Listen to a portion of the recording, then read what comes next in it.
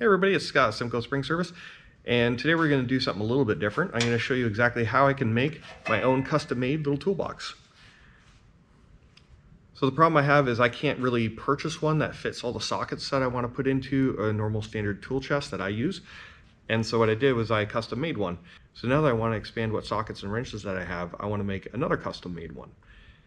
So I've been collecting these wrenches and sockets and stuff for the last couple months. And now that I have the set that I'm completely satisfied with, I'm going to make a little custom carrier for it. And a perfect example is this is the custom one that I made before. And see how long my socket tray is? So now my socket tray has to go almost completely to the end of it. And because now it has to go all the way to the end, I want to make a custom made one again so it fits all my sockets perfectly. So I'll kind of go through the evolution of these tool chests that I've had over the years. So this is the one that basically nobody wants to use anymore because it doesn't have a good variety of sockets. It doesn't have a good variety of small sockets. Doesn't have a good variety of wrenches. And the problem that we have is the sockets are all floppy all over the place. They always fall over or get knocked out of the bin. It's kind of a pain. So then about 3 years ago I made this one and I kitted it out more, and you can tell I got a ton more sockets, ton more wrenches. It's a little handy, it's really nice, I like it, we're all happy about it and we fight over it. And because we fight over it, I want to make a second one that's even better. So this is about as simple of a project as you can possibly get. I got 4 pieces here. So this is going to be my handle. These are going to be cut to length to be my socket holders. So they're going to wrap around my sockets and be welded into place. And I have one for shallow sockets and I have one for deep sockets. Now this tray here, I actually had it fabricated up at a local fab shop. And what they did was they just cut it to shape and they just took it in their brake press and they just bent up the sides for me. So because they did most of the work for me, all I have to do is weld the corners here. I have to cut and bend this to get it to the right size. I have to weld these in place for the shallow and the deep sockets. And then I just got to weld a handle on it and paint it. So this tool chest, even though I'm making it myself, the components were a little bit more pricey than I would have paid for if I would have purchased it from like Walmart, Canadian Tire, Lowe's, Home Depot, stuff like that. However, because it's custom made, it will fit my sockets perfectly. The shallow sockets, deep sockets, doesn't matter. It will fit them exactly how I want them to. And this handle, because I already have it on this tool chest here, I know it works. And it's not going to bend, break, or snap off. Problem I have with most of them nowadays is they're plastic, so you put about 40 pounds of sockets in there, and then like 6 months later, the handle snaps off. And you have a bad day. So, alright, so I'll walk you through exactly how I put this thing together, and then I'm going to paint it probably blue or black, because that's all the colors I have in my shop right now. And we'll show you the final product. So I actually have this cool little measuring guide that came with my welder. And this stuff is 16 gauge. So the cool thing about my welder is I can actually set it to 16 gauge. 0.35 wired, mild steel. So we're going to try that. So I really want to try these auto settings to see how well they perform. So we're going to give that a shot right now. I think what I'm going to do is I'm going to do a weld on the inside, and then I'll go and cap it on the outside, and then I'll just ground it flat so it'll look really nice and pretty.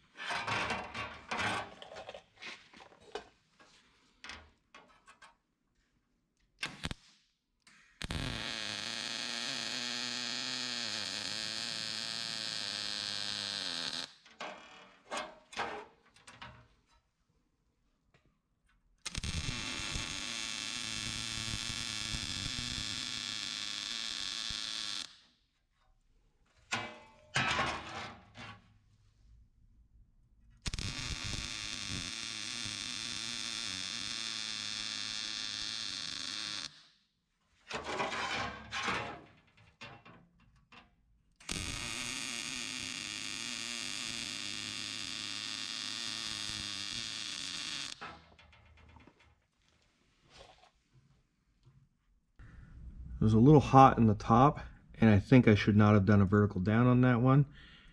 I think I should have stood it up and welded it from top down.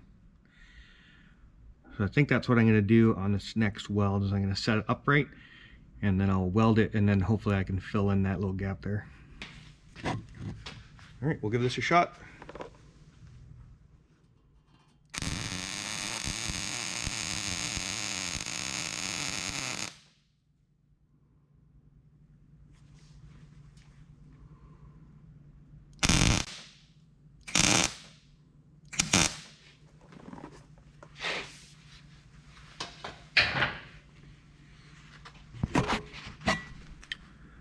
So yeah, that wasn't too horrible.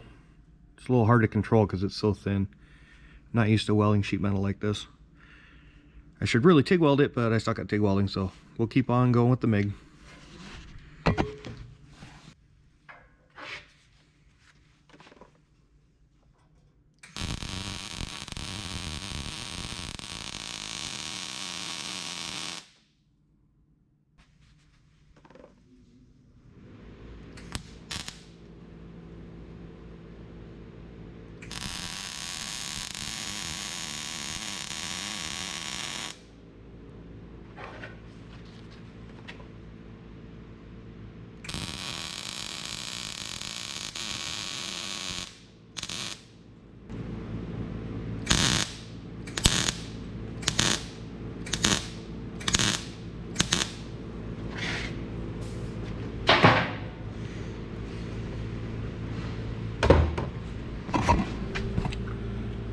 Well, and that's why I didn't want to weld it with the MIG welder, because it looks like poop.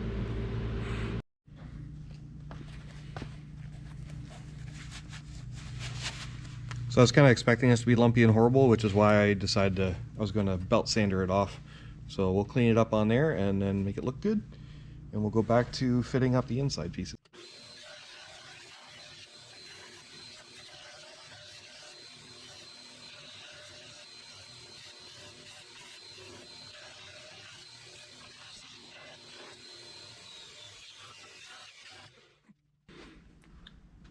So the belt sander did a pretty good job of cleaning that up. So now I can put our inside pieces in.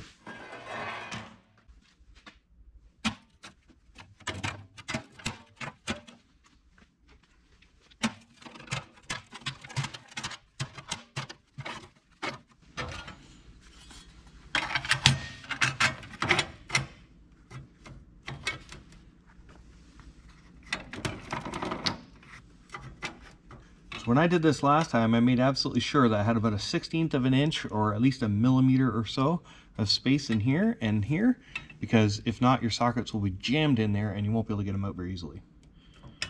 You want that tiny little bit of wiggle. So I'm going to mark it right here.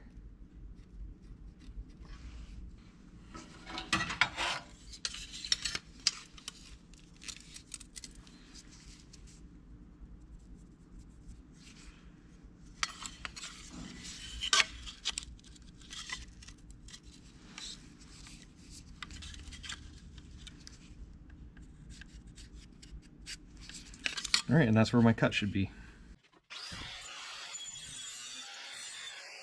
Right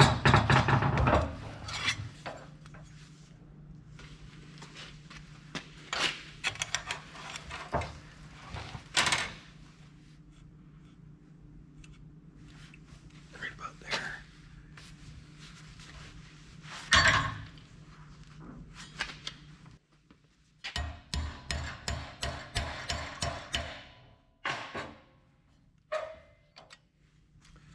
You want that bend nice and sharp like that.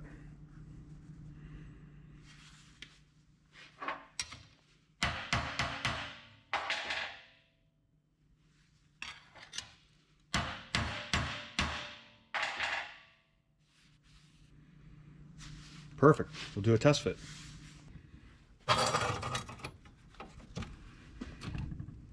Like that is almost perfect.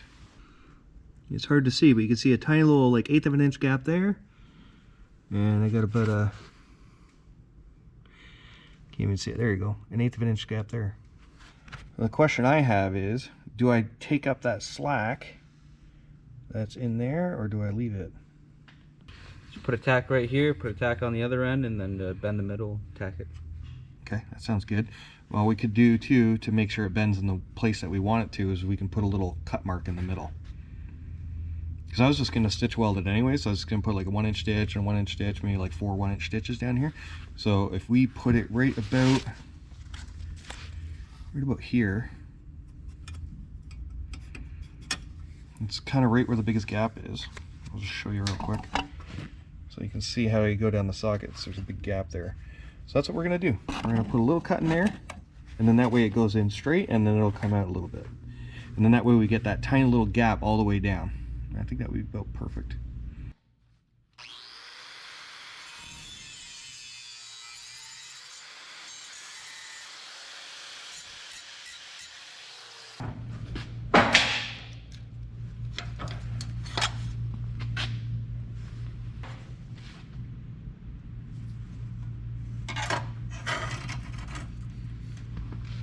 Oh, baby.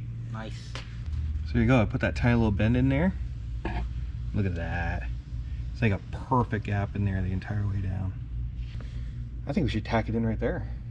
Yeah, I'd say so. I mean, why mess with a good thing?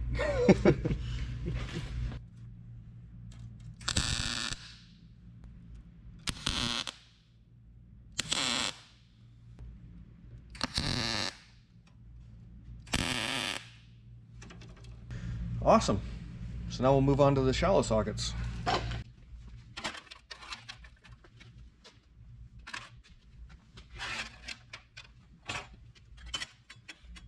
we got the same gapping on this side too. So I'm going to do the exact same trick.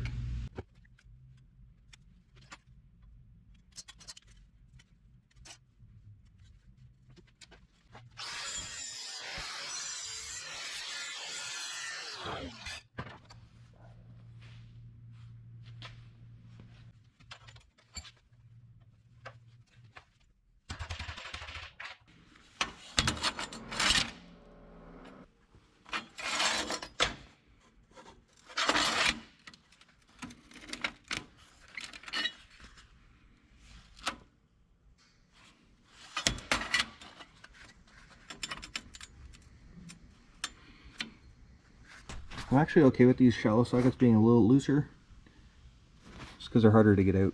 So I'm going to leave a tiny little gap all the way around them. And I am very happy with the way that turned out too.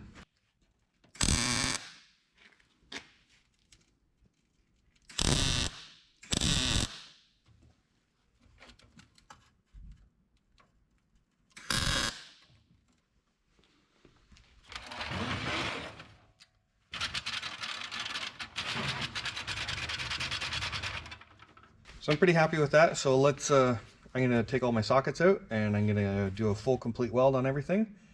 And then we'll go back. I'm gonna trim some of these sharp little bit of corners here because they're sticking up just a tiny little bit so I don't snag my hands on them. And then we'll come in and put the handle on.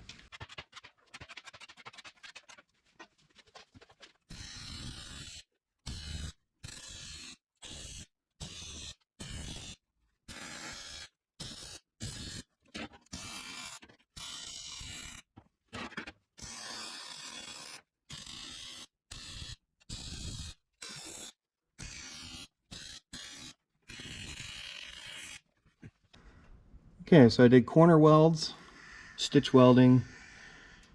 I wanted to seam weld this the way I did because it seems more correct.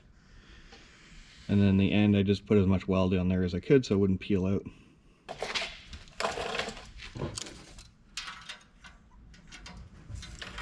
It's 3.5, and that's 4. So I'll have to do about 3 3/4.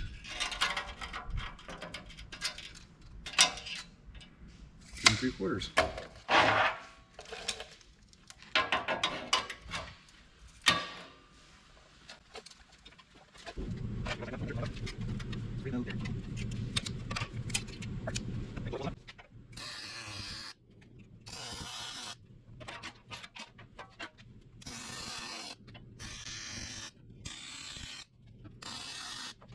So there you go, a couple nice little welds in the corners and the handle's on. So that's pretty much it. Now I just got to paint it and put my sockets in, my wrenches in, and go from there. So I'm going to be using this Krylon Rust Tough, and it's direct to metal spray, easy touch, 1-coat finish. Tough, high gloss finish. I've been using this stuff for a couple years now and it works pretty good. But that's why I'm not going to prime it.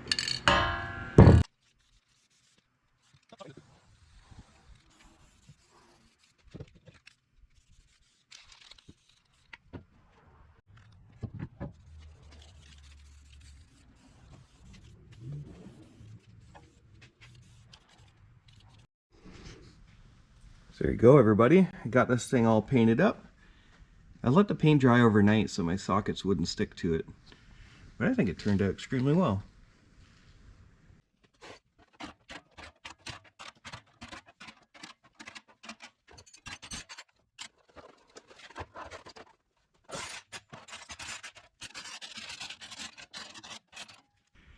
So there you go, there's my fancy new kit. and we can compare it to my old one. So I got a better variety of sockets, I got a better variety of wrenches, and I got the best quality ones I could get. So this should last me for an extremely long time. But yeah, it turned out pretty cool. So there you go, everybody. I hope you enjoyed that. I'm pretty happy with the way it turned out. So if you like this kind of content, feel free to subscribe, and I'll catch you next time. All right, take care. Bye.